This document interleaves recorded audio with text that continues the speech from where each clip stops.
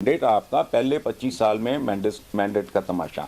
उसके बाद मैंने जब से होश संभाली है, मैंने इस मुल्क के लोगों को चीखते चिल्लाते कुर्लाते बिलबिलाते ही देखा है। I was a school going kid जब हबीब जालिब इस मुल्क की सड़कों पे मातम करता फिर रहा था। 20 रुपये मन्नाटा, इस पर भी है सन्नाटा, सदर अयूब जिंदाबाद, बड़ी मशहूर नज़म है उसकी। कि फंडामेंटल स्ट्रॉन्ग नहीं है, डॉलर नीचे इतनी आसानी से नहीं आएगा। आपकी बात काफ़ी हद तक सच्ची साबित हुई। अभी भी 220 के आसपास घूमता हुआ डॉलर, कभी क्या आपको लगता है कि 200 से कम होगा? और भाईजान चेहरों के रंग उड़ गए हैं, परेशानियां पड़ गई हैं बहुत से लोगों को। मैंने कई वज़रा को ये कहते सुना है, ये बातें करते सुना है, मेरे साथ उन्होंने ये बातें की हैं कि भाई हम समझ गए हैं कि अब टाइम ख़त्म हो गया। क्योंकि हुकूमती दावा तो यही है, लेकिन वज़ीर ख़जाना का मेरे ख्याल पिछले 2-3 हफ्ते में मैंने कोई बयान नहीं देखा। जी डॉक्टर मोहम्मद शहबाज साहब। जी, वो मेरा ख्याल है कि अभी चीज़ें यहीं पे रहेंगी, क्योंकि देखें एक बड़ा बेसिक सा जो असूल है वो मेरे ख्याल में आम बंदे को समझ आता है, इनको शायद समझ नहीं आता। क्योंकि हमने वो तरीक़ेकार ये रखा हुआ कि हम दूसरों की तरफ देख रहे होते हैं ना। जैसे पिछली गवर्नमेंट में थे वो मुराद सईद साहब, वो कहते यूँ ही इमरान खान की हुकूमत आएगी तो $200 यूँ करके आ जाएगा। वो चुटकियाँ बजाते, तो मुझे तो आवाज़ उसकी सुनाई नहीं दी चुटकी की। तो वो ना 200 अरब डॉलर आया, ना फिर उन्होंने IMF को दिया, ना तरक्की हुई। उसके बाद फवाद चौधरी साहब ने ये कहा जी जब ये कि टूरिज़म जो है ना वो तो 10 अरब तो यूँ कमा लेंगे हम टूरिज़म से।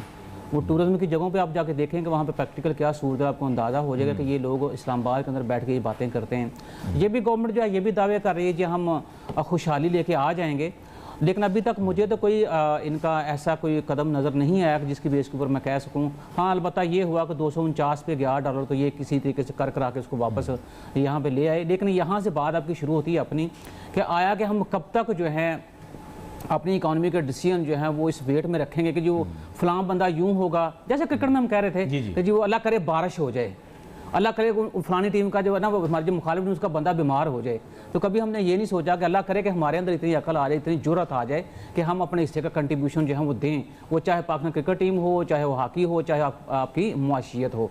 अभी अब देखें जैसे ये दौरा मुलतवी हुआ है सऊदी शहज़ादे, बहुत बड़ी खबर है। हाँ, तो उसमें भी हम $4 बिलियन की बात हो रही थी कि वो जो ही आते तो वो इन्वेस्टमेंट $4 बिलियन आएगा तो रुपया हमारा नीचे आ जाएगा। अब वो दौरा मुलतवी हो गया तो हम जस्टिफाई करते फिर रहे हैं, जो भी रीज़न है वो रीज़न आपको ही पता है। लेकिन हम ये कह रहे हैं कि जो पूरे एशिया का दौरा उनका इकोनॉमिक रीज़न नहीं है, let's be very Frank, it's not an economic reason. बिल्कुल। अब ये था कि देखें जैसे मैं पहले बात आपसे कर रहा था कि आपके जो अपने सेक्टर्स आपको पता है ज़रूरी मुल्क हैं, ज़राअत को तवज्जो देनी चाहिए, आपको इंडस्ट्री को तवज्जो देनी चाहिए। अभी इंडस्ट्रियल एरिया के अंदर आपको ऑफिस है, लेकिन सड़क का जो हाल मैं देख के आया हूँ ना, खुदा अपना। तो ये जब इस तरह से आपकी प्रायोरिटीज़ होंगी तो मेरा ख्याल है कि फिर आप लोगों की तरफ भी देखेंगे, और हम देख रहे हैं लोगों की तरफ। तो अपने बिहेवियर जो है उसको, जैसे भी बात हो रही थी मैंने, उसको चेंज करने की ज़रूरत है।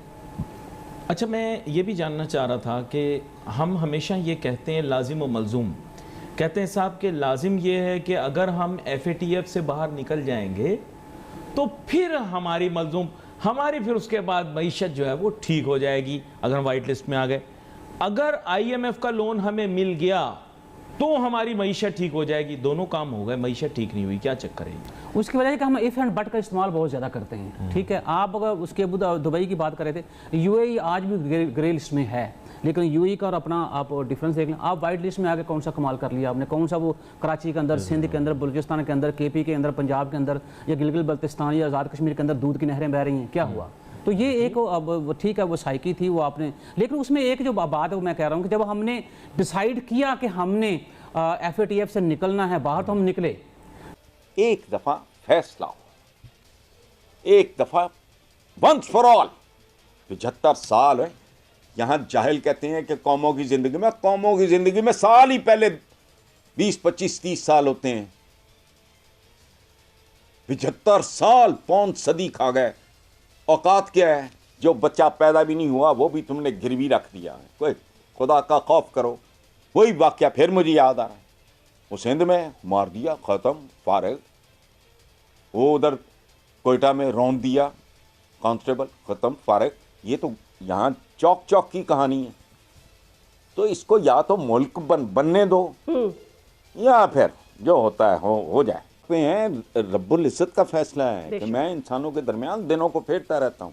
कभी पीपल्स पार्टी का डंका बजता था, ये सारे उसके गढ़ थे, फिर वो इसके गढ़े मान गए, नामो निशान मिट गया उसका। अब इनका it is written on the wall. हैरान कुन बात है। अपने तज्जिए, अपनी तमाम तर मामलात को देखते हुए ये फैसला किया है कि आइंदा आने वाले दिनों में मुल्क की मुआशियत, मुल्क की हालात के मुताबिक तहरीक इंसाफ जो है उसको उसकी पोजीशन पे रखना होगा।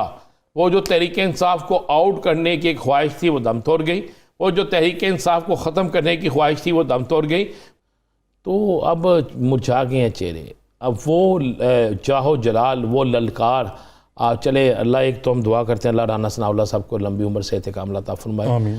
उनके मतलब जो बातें हैं ना वो पाकिस्तान से जा रहे हैं, ऐसी कोई बात नहीं है। राना सनाउल्लाह से किसी को कोई सो इख्तलाफ हो सकता है, लेकिन वो एक बहादुर आदमी है, वो डट के खड़ा होता है, इसमें कोई दूसरी राय नहीं है। सियासी इख्तलाफ हो सकता है लेकिन वो इस मामले में डट के खड़ा होता है।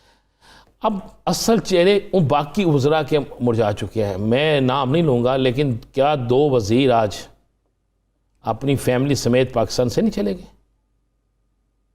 चाहे वो सैर के लिए गए हैं, चाहे वो किसी और चीज़ के लिए गए हैं। क्या ये वक्त था जाने का? ये वक्त जाने का नहीं था। इस वक्त में वो लोग जाते हैं जो इक़्तिदार के मज़े लूटने के बाद, जिन्हें पता चले कि अब इक़्तिदार ख़त्म हो रहा है और किसी वक्त भी कोई शिकंजा कसा जा सकता है, वो लोग जाते हैं। तो यासर आने वाले दिन मैं लिख के दे रहा हूँ, बड़े हर रोज़ तब्दीली नहीं होगी, सियासी तब्दीली। अब हमारे लिए इसलिए इम्पोर्टेंट था और है भी और इंशाल्लाह होगा, क्योंकि इसमें 2 चीज़ें होने जा रही होंगी। एक तो ये है कि जो पाकिस्तान की जो रिजर्व्स हैं उसमें सऊदी अरेबिया $3 बिलियन मजीद रखवाएगा और 1.2 बिलियन का जो ऑयल है वो डेफर्ड पेमेंट्स पे देगा। और उसके साथ ही जो तकरीबन $10 बिलियन की वो इन्वेस्टमेंट करने जा रहा है जो गवादर में ऑयल रिफाइनरी, जो कि इमरान खान साहब जब गए थे 2019 में तो वहाँ पर बात चली थी, उस बात को आगे बढ़ाने की बात हो रही है। और ये चाइना की तरफ से भी बात हो रही है कि इसको तेज़ी के साथ इन प्रोजेक्ट्स को आगे बढ़ाया जाए, क्योंकि जो ताख़ीर हुई है उसकी वजह से कॉस्ट बहुत हुई है। और ML1 के हवाले से और बाकी हवालों से चाइना और सऊदी अरेबिया, ये आप समझें किस तरह से बहुत से हैं सी पैकेज जहाँ चाइना और सऊदी अरेबिया और चाइना और दीगर बराबर ममालिक हमारे ऑपरेट कर रहे हैं और कई जगहों पे जॉइंट वेंचर्स भी हैं। तो ये दौरा जो है ये आने वाले दिनों में। अब आप आ जाएं पाकिस्तान की सूरत हाल। एक तो ये है कि ईवान सदर का रोल जाहिर है कि वो आरिफ अलवी साहब वो मुज़ाकरात को आगे नहीं ले जा सके। उसकी वजह ये कि इमरान खान साहब जो हैं हर सूरत में इलेक्शन चाहते हैं। नवाज शरीफ साहब किसी सूरत में इलेक्शन नहीं चाहते। इमरान खान साहब, नवाज शरीफ साहब कहें मुल्क वापस आऊँगा, इमरान खान कहें कि जहाँ से आना है आओ और जहाँ से खड़े होना है खड़े हो जाओ इलेक्शन में और मैं सारी सीटों पर लड़ूंगा। और हरकत कर चुके हैं लेकिन बाज नहीं आए और एक दफ़ा फिर उन्होंने अपनी कोशिश की है कि अपना बंदा कौन सा मिल सकता है। अब ये फिर कोशिश कर देखें अपना बंदा लगाने की, और वो अपना बंदा क्या अपना साबित होगा इस दफ़ा, तो ये भी देखना होगा। बहरहाल ये तो जनाब जो खबर छपी है मैं आपके सामने रख रहा हूँ। नवाज़ और मरीम सीनियरिटी की बुनियाद पर तकर्री के हामी, बाखबर हल्के शहजादा सलमान का दौरा मुलतवी होने को भी अहम तकर्री से जोड़ रहे हैं। अच्छा, एक और चीज़ मैं आपको बता दूं कि ख्वाजा आसिफ साहब, उनके हवाले से भी खबर चली कि जी ख्वाजा आसिफ को डांट पड़ी है जी, और मियां नवाज शरीफ साहब ने ख्वाजा आसिफ को डांटा है कि क्या ज़रूरत है तुम्हें उल्टे सीधे बयानात देने की। तो ये भी खबरें जनाब गर्म हैं कि ख्वाजा आसिफ साहब ने भी कुछ ऐसी